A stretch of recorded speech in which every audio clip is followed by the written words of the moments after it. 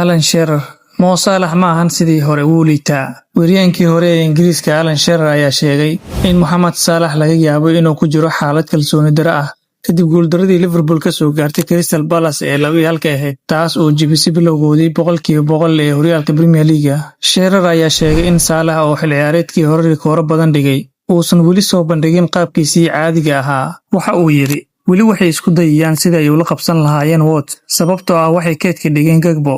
Wattsna waxay saareen garabka bidix, Salah garabka midig, Isaaqna bartamaha. Haddana si fiican uma muuqaneen.